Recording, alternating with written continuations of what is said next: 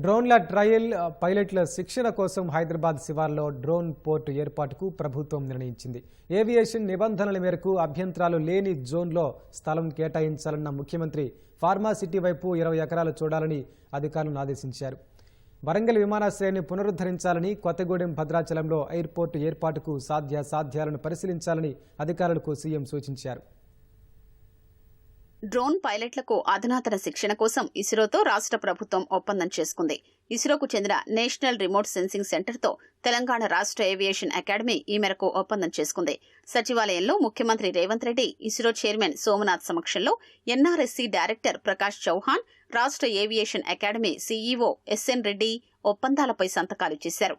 Drone piloting, data management, data analysis పై mapping, processing వంటి అంశాలపై శిక్షణ ఇస్తారు. అన్ని రంగాల్లోనూ డ్రోన్ల వినియోగం పెరిగిపోయిందని, పొలాల్లో ఎరువులు, పురుగుల మందుల్ని చల్లేందుకు రైతులు డ్రోన్లను వినియోగిస్తున్నారని అధికారులు సీఎంకు వివరించారు.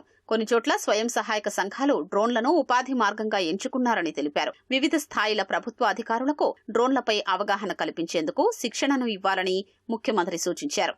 దేశంలోనే వినూత్నంగా రాష్ట్ర ప్రభుత్వం ఈ శిక్షణా కోర్సు నిర్వహించడం అభినందనీయమని, తమ వంతు పూర్తి సహాయ సహకారాలు అందిస్తామని ఇస్రో చైర్మన్ సోమనాథ్ తెలిపారు.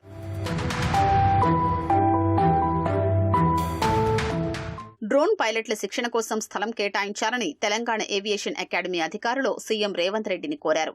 ప్రస్తుతం విమానాశ్రయంలోనే డ్రోన్ పైలట్లకు శిక్షణ ఇస్తున్నామని, అక్కడ రద్దీ వల్ల ఇబ్బందులు ఎదురవుతున్నాయని వివరించారు. పైలట్ల శిక్షణతో పాటు డ్రోన్ల తయారీ కంపెనీలు తమ ట్రయల్స్ నిర్వహించుకునేందుకు డ్రోన్ పోర్టు ఉపయోగపడుతుందని చెప్పారు. సానుకూలంగా స్పందించిన ముఖ్యమంత్రి రేవంత్ రెడ్డి డ్రోన్ పోర్టు కోసం 20 ఎకరాల్ని ఫార్మాసిటీ వైపు సేకరించాలని అధికారుల్ని ఆదేశించారు.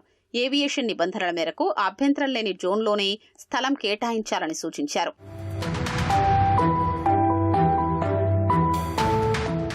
వరంగల్ విమానాశ్రయం పునరుద్ధరణకు చర్యలు చేపట్టాలని ముఖ్యమంత్రి ఆదేశించారు.